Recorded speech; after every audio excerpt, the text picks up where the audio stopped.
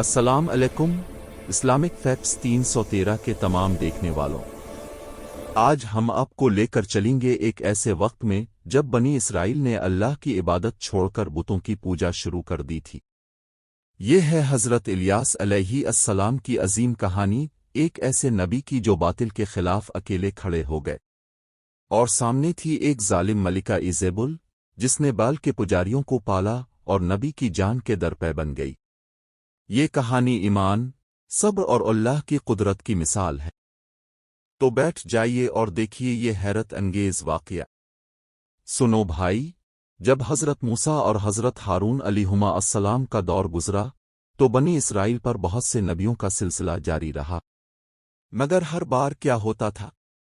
یہ لوگ اللہ کے احکام سے دور ہو جاتے۔ حضرت الیاس علیہ السلام کا ذکر قرآن پاک میں سورہ الصافت میں آیا ہے۔ اللہ فرماتا ہے، وَانِّ الْعِیسِی لِمَنَّ الْمَرْسِلْنَا، اور بے شک الیاس بھی رسولوں میں سے تھے۔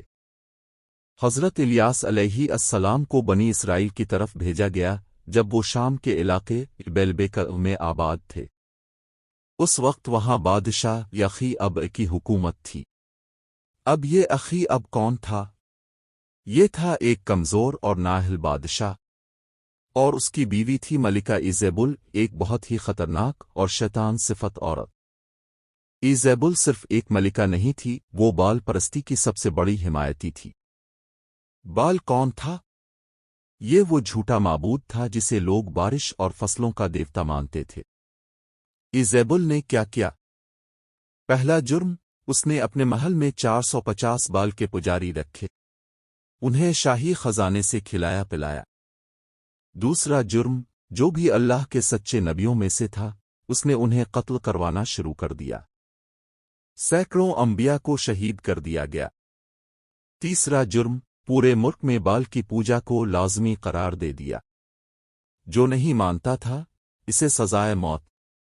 بھائی، یہ وہ وقت تھا جب پورا ملک شرک میں ڈوب گیا تھا، توحید کی آواز دب گئی تھی، لوگ خوف میں تھے، اور اسی اندھیرے میں اللہ تعالیٰ نے حضرت الیاس علیہ السلام کو بھیجا۔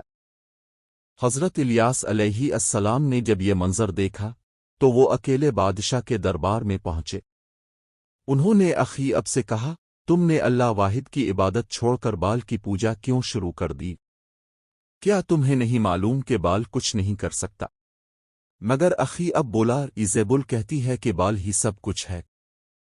حضرت الیاس نے فرمایا، اگر بال سچا معبود ہے تو اسے بارش برسانے کو کہو، اور اگر وہ نہیں برسا سکتا تو پھر جان لو کہ صرف اللہ ہی حقیقی معبود ہے۔ پھر حضرت الیاس نے اللہ کے حکم سے اعلان کیا، اس ملک میں اب 3 سال تک ایک قطرہ بارش نہیں برسے گی جب تک تم توبہ نہیں کرو گے۔ اور سچ میں آسمان بند ہو گیا۔ مہینے گزرتے گئے، سال گزرتے گئے، لیکن بارش کا نام و نشان نہیں۔ فصلیں سوکھ گئیں، کنویں خشک ہو گئے، قحط سالی پھیل گئی۔ ایزیبل آگ بگولا ہو گئی۔ اس نے سپاہیوں کو حکم دیا، الیاس کو ڈھونڈو اور قتل کر دو۔ سپاہی پورے ملک میں حضرت الیاس کو تلاش کرنے لگے، لیکن اللہ نے اپنے نبی کو محفوظ رکھا۔ حضرت الیاس ایک غار میں چھپ گئے، اور سبحان اللہ، اللہ تعالیٰ نے ایک کوے کو بھیج دیا جو روزانہ ان کے لیے کھانا لے کر آتا تھا۔ 3 سال بیت گئے، لوگ بھوک سے مرنے لگے۔ اب اخی اب خود پریشان ہو گیا۔ ایزیبل کے بال نے کوئی مدد نہیں کی۔ پھر حضرت الیاس نے پیغام بھیجا تمام لوگوں کو، بادشاہ کو اور 450 بال کے پجاریوں کو کنواں کر مل پر جمع کرو۔ آج فیصلہ ہو جائے گا کہ سچا معبود کون ہے۔ یہ سن کر ہزاروں لوگ جمع ہو گئے۔ بادشاہ آیا، ایزیبل کے تمام پجاری آئے۔ ایک طرف 450 پجاری، دوسری طرف صرف ایک حضرت الیاس۔ حضرت الیاس نے کہا، 2 بیل لے آؤ، ایک پر بال کے پجاری دعا کریں، دوسرے پر میں اللہ سے دعا کروں گا۔ کوئی آگ نہیں لگائے گا۔ جس کا معبود آسمان سے آگ بھیجے گا وہی سچا معبود ہے۔ لوگوں نے کہا، یہ انصاف کی بات ہے۔ پہلے بال کے پجاریوں کی باری آئی۔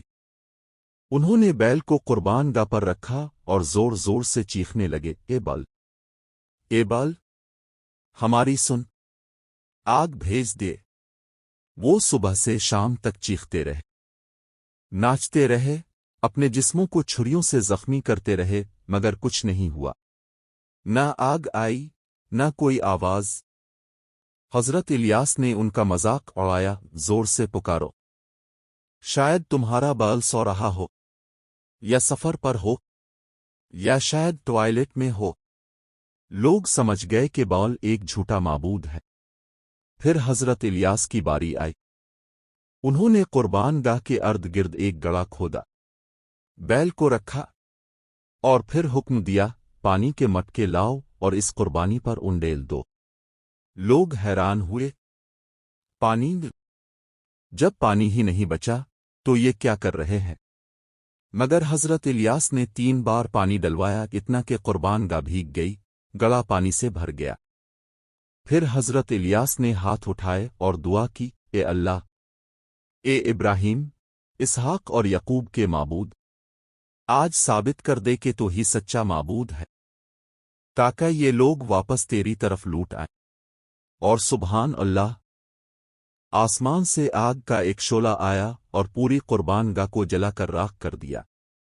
भीगी लकड़ियां भी जल गईं, पत्थर भी पिघल गए, गड़े का पानी भी भाप बन गया। लोग अपने मुंह के बिल गिर गए और चीखने लगे, अल्लाह ही सच्चा माबूद है, अल्लाह ही सच्चा माबूद है। हजरत इलियास ने हुक्म दिया, इन झूठे पुजारियों को पकड़ लो, और अल्लाह के हुक्म से तमाम 450 झूठे पुजारी खत्म कर दिए गए। फिर हजरत इलियास ने बादल की तरफ देखा और कहा, बारिश आने वाली है। और वाकई थोड़ी देर बाद आसमान पर बादल छा गए और जोर की बारिश बरसने लगी। 3 साल बाद पहली बार लोगों ने पानी देखा। मगर कहानी यहां खत्म नहीं होती।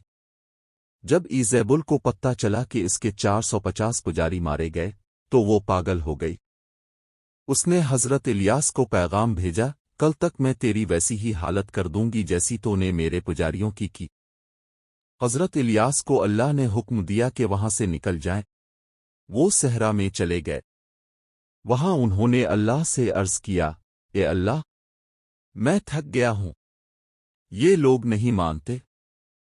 अल्लाह ने उन्हें तसल्ली दी और एक नया नबी हजरत सा अलैहि अस्सलाम को उनका जानशीन बनाया। और ईजेबुल का अंजाम? तारीख बताती है कि ईजेबुल को एक बहुत बुरा अंजाम मिला। एक दिन जब वो अपने महल की खिड़की से बाहर देख रही थी, तो अल्लाह के हुक्म से इसे नीचे फेंक दिया गया। और ये सबसे खौफनाक बात है, इसकी लाश को कुत्तों ने खा लिया, कुछ नहीं बचा।